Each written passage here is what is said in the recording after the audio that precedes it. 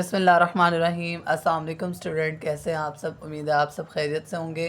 Class 11 chapter number 2 के आज हम शॉर्ट क्वेश्चन आंसर्स देखेंगे, लॉन्ग क्वेश्चंस देखेंगे, एडिशनल शॉर्ट क्वेश्चंस देखेंगे, जो तमाम ऐसे क्वेश्चंस जो कि बोर्ड में आने वाले क्वेश्चंस हैं और जिनके 100% चांसेस हैं कि वो पेपर में आएंगे।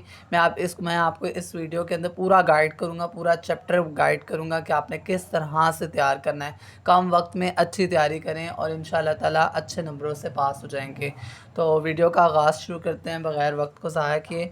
बिस्मिल्लाहिर्रहमानिर्रहीम। अच्छा, सेकंड चैप्टर है हमारे पास फोर्स एंड मोशन। तो बेटा ये रिड्यूस सिलेबस के बिल्कुल अकॉर्डिंग होगा। जिस पर इस तरह की लाइन अगर आपको नज़र आ रही है, इसका मतलब ये है कि वो आपके कोर्स में शामिल नहीं है।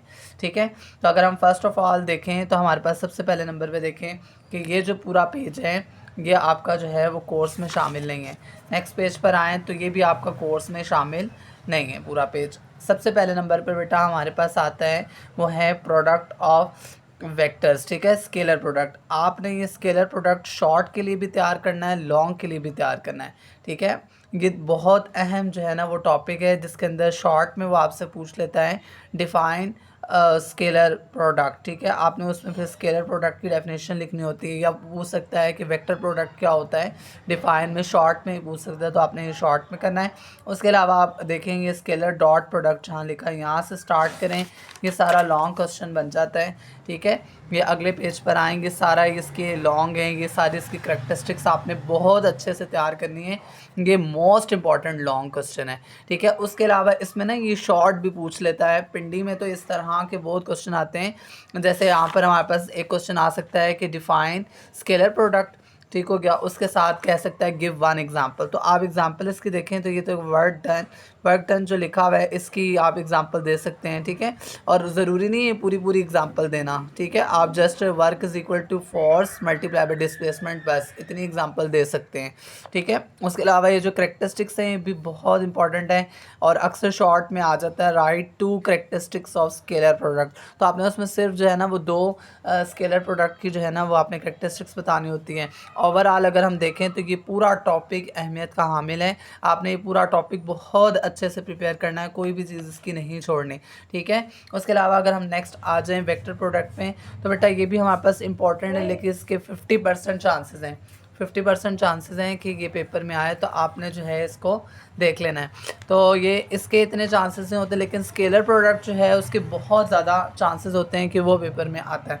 उसके अलावा इसका शॉर्ट आ सकता है कि आपके पास वेक्टर जो प्रोडक्ट है वो क्या है शॉर्ट में, और डेफिनेशन पूछ सकता है, एग्जांपल पूछ सकता है।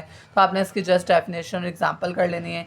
करैक्टरिस्टिक्स अगर आप इसकी देखें तो दो करैक्टरिस्टिक्स शॉर्ट में आ सकते हैं। शॉर्ट क्वेश्चन आ सकता है कि आप जो है कि right any two properties of जो है ना वेक्टर प्रोडक्ट, या तो फिर आपको कह सकता है करेक्टरिस्टिक्स भी बोल सकता है, प्रॉपर्टीज़ भी बोल सकता है यही होगा। ठीक है, आपने फिर इसको कर लेना है, ये शॉर्ट के लिहाज से इंपॉर्टेंट है। उसके अलावा ये देखें इसके अंदर ये जो है ये शॉर्ट इसकी एग्जांपल्स आ जाती हैं। आपने जस्ट ये लिखना होता है एग्जांपल के अंदर हेडिंग देकर ना, एग्जांपल्स जो वेक्टर की हैं, तो आपने जस्ट ये दो लिख देने। ये आपको इतनी इतनी थ्योरी डालने की ज़रूरत नहीं है। 2 नंबर का क्वेश्चन होता है, अगर वो आपको डिफ़ाइन वेक्टर प्रोडक्ट और उसके साथ कहते हैं ना राइट वन एग्जांपल या राइट एन एग्जांपल, तो आप ये दो एग्जांपल्स उसके अंदर लिख सकते हैं। ठीक है, उसके अलावा अगर हम आगे चलें तो बेटे इसके अंदर जो ये इक्वेशन ऑफ मोशंस है ना, ये जो ग्राफ वाली है ना, ये वाली नहीं, ये जो ग्राफ वाली हैं, ये जो ग्राफ वाली हैं ये बहुत इंपॉर्टेंट हैं, आपने इनको तैयार करना है। ग्राफिकल एनालिसिस वाली जो आपके पास इक्वेशंस है आपने वो तैयार करनी है। जो सिंपल एंड डेरिवेशंस वाली वो इतनी अहमियत के हामिल नहीं है, इनके चांसेस होते हैं। जो ग्राफिकल एनालिसिस वाली होती हैं ये पेपर में आती हैं, आपने इनको अच्छे से प्रिपेयर करना है। ठीक है, ये वाली जैसे हो गई। उसके अलावा अगर आप साथ नेक्स्ट पेज पर आएँ तो ये वाली ग्राफ वाली हो गई। ठीक है, ये second equation of graphical method वाली ये वाली हो गई।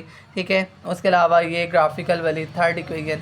तो ये तीन जो इक्वेशंस हैं ये ग्राफिकल वाली आपने याद करनी है, ये इंपॉर्टेंट है। ये लॉन्ग में आ सकती है, ज़्यादातर जो चांसेस होते हैं वो सेकंड के और फर्स्ट के होते हैं। ठीक है, थर्ड के कुछ कम ही चांसेस होते हैं, लेकिन वो भी आ सकती है। आप तीनों इक्वेशंस को अच्छे से कर। उसके अलावा आपके पास एक शॉर्ट आता है, अक्सर आ जाता है बुक के अंदर, वो यहाँ पर आता है कि what is motion under the gravity. या दूसरा क्वेश्चन मोस्ट इंपॉर्टेंट जो देखा जाता है वो आता है what is free falling body. ठीक है, ये याद रखना है, ये फ्री फॉलिंग बॉडी की यहाँ से लेकर यहाँ तक एक जो है ना इसकी डेफिनेशन है।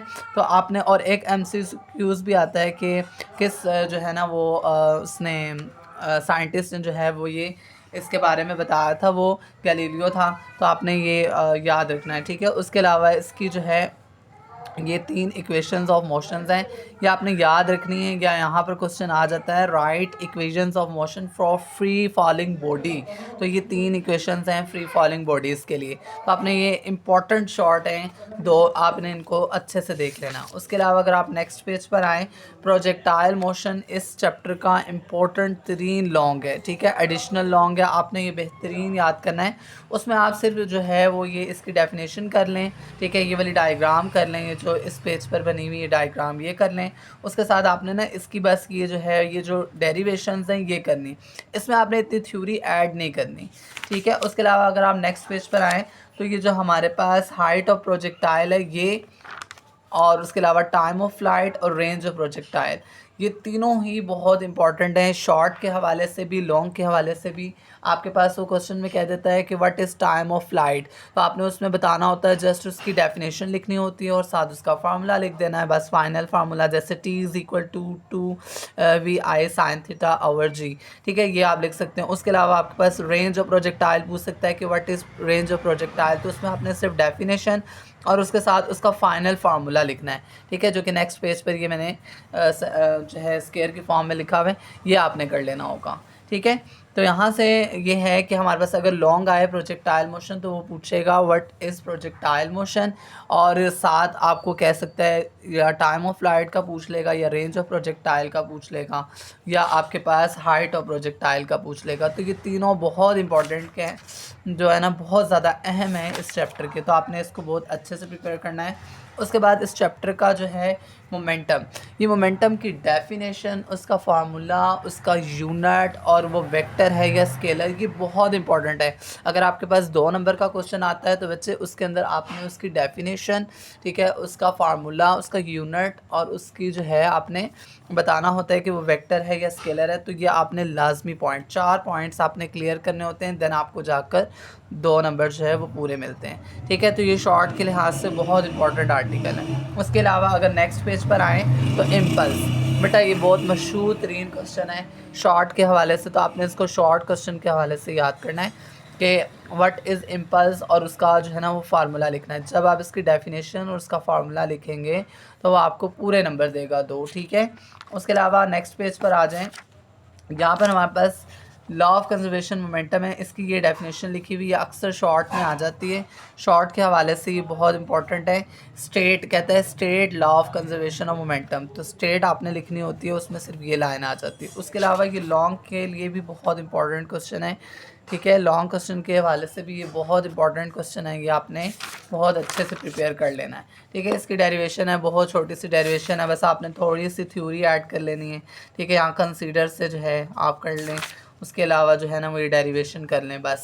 उसके अलावा इसमें कोई इतनी ख़ास बात नहीं है। डेफिनेशन सबसे ऊपर लिखते हैं, उसके बाद एक्सप्लेनेशन की आपने हेडिंग देनी है, यहाँ से लेकर जो है ना वो यहाँ तक अगर आप लिख लें उसमें, ठीक है। उसके बाद फिर आप क्या करें जी, नेक्स्ट हेडिंग यहाँ दे दें डेरिवेशन की, कि मैं आप डेरिवेशन लिखने लगाऊँ, तो डेरिवेशन की हेडिंग दे और ये डिराइव कर लें, ठीक है। ये बीच में इतनी थ्योरी वगैरह ऐड करने की ज़रूरत नहीं है। उसके अलावा अगर हम देखें तो नेक्स्ट हमारे पास पेज पर आएँ तो ये आर्टिकल है, ठीक है, ये गलत लाइन लगी हुई थी, इससे फिर मैंने इसे इस तरह से बना दिया ताकि आपको बता सकूं।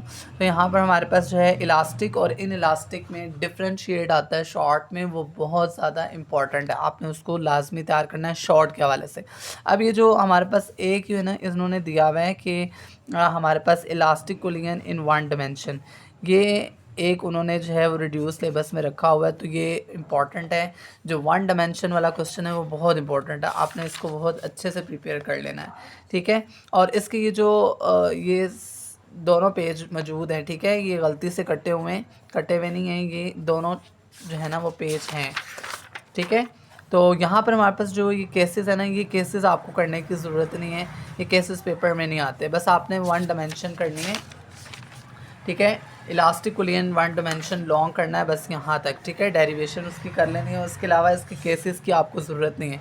आगे इन इलास्टिक कुलियन जो आ रहा है वो तो पेपर में शामिल ही नहीं है, ठीक है, रिड्यूस सिलेबस में नहीं है, बाकी सारा कटा हुआ है, आपने इसमें से और कुछ भी नहीं करना, ठीक है, ये सारा कटा हुआ है। उसके बाद बेटे अब हम चलते हैं एक्सरसाइज की तरफ, और एक्सरसाइज में देखें तो हमारे पास सबसे पहले नंबर पर जो अब जो सबसे पहले तो आप एक बात देख लें कि ये जो क्रॉस लगे हुए हैं इसका मतलब ये है कि ये रिड्यूस सिलेबस में शामिल नहीं है, ठीक है, ये रिड्यूस सिलेबस में शामिल नहीं है। अब जिस पे मैं ब्लैक कलर का निशान लगाऊंगा वो आपके रिड्यूस सिलेबस में शामिल भी होगा और अहम भी क्वेश्चन होगा, आपने उसको तैयार कर लेना है। जैसे सबसे पहले नंबर पर जो है वो आपने ये वाला करना है 2.2, जो कि मैं अंदर से भी बता चुका हूँ आपको, डिफाइन इम्पल्स, ठीक है। उसके अलावा 2.3 मोस्ट इम्पॉर्टेंट क्वेश्चन है। उसके अलावा अगर 2.5 पर आ जाएँ, ठीक है, ये मोस्ट इम्पॉर्टेंट क्वेश्चन है। इसके अलावा नेक्स्ट आप जो आएँ 2.6 तो मोस्ट इम्पॉर्टेंट है, ठीक है, मोस्ट इम्पॉर्टेंट क्वेश्चन है। उसके अलावा कंस्ट्रक्टेड पर आएँ तो कंस्ट्रक्टेड के अंदर आप जो है वो सिर्फ एक पहले वाला कर लें, ठीक है, और उसके अलावा ये जो 2.5 है ये वाला देख लें, बस ये दो भी काफ़ी है मेरा ख़्याल है, यही दो बहुत अहमियत के हामिल हैं, इसके अलावा आपको देखने की ज़रूरत नहीं है। उसके अलावा नीचे चलें तो कम्प्रीहेंसिव में अगर बच्चे देखें तो देखें स्केलर प्रोडक्ट में अंदर भी बता चुका हूँ, वेक्टर प्रोडक्ट अंदर बता चुका हूँ, ये 50% है, ये 100% है, ठीक है। उसके अलावा जो है ये भी 100% है। प्रोजेक्टाइल मोशन अंदर बता चुका हूँ कि time of light, height, range of projectile, ये बहुत इंपॉर्टेंट है। और उसके अलावा ये बहुत इंपॉर्टेंट है, ये सारे एडिशनल क्वेश्चंस भी हैं, कम्प्रीहेंसिव भी हैं, ठीक है, अंदर से भी यही करने हैं और बाहर से भी यही करने हैं। इसका मतलब आपके एक यही 4-5 लोग हैं जो आपके पेपर में आ सकते हैं, ठीक है। प्रोजेक्टाइल मोशन हो गया, इलास्टिक कुलियन इन वन डायमेंशन हो गया, ठीक है, इक्वेशन ऑफ मोशंस जो डिराइव कराई हैं ग्राफिकल मेथड से वो वाली, और उसके अलावा स्केलर प्रोडक्ट, बस यही सामने के क्वेश्चन है, इन्हीं को आपने पक्का कर लेना है, ठीक है, इन्हीं में से एक लॉन्ग लास्ट में आ जाएगा। न्यूमेरिकल पर आए तो सिर्फ ये पहले वाला, अच्छा नेक्स्ट पेज पे ये जो पहले वाला है 2.3 ये मोस्ट इम्पॉर्टेंट है। उसके अलावा अगर आप देखें तो हमारे पास इस चैप्टर का अगर आप करना चाह रहे हैं तो फिर आप ये वाला कर सकते हैं, ये वाला मोस्ट इम्पॉर्टेंट है 2.6 और ये 2.5, ठीक है, बस ये 4 कर लें, ठीक है, 2.6, 2.5, 2.3 और पिछले पेज का जो आपके पास 1 है, बस बाकी ये जो बाकी हैं इनको छोड़ते हैं आप, ठीक है। उसके अलावा अगर हम देखें तो हमारा पूरा चैप्टर जो है वो कंप्लीट हो गया है और इसमें कोई भी चीज़ मैंने छोड़ी नहीं है। किसी भी किस्म का कोई मसला हो तो आप मुझसे कमेंट बॉक्स में पूछ सकते हैं। Thanks for watching my videos and subscribe my channel. Thank you so much. Allah हाफिज़।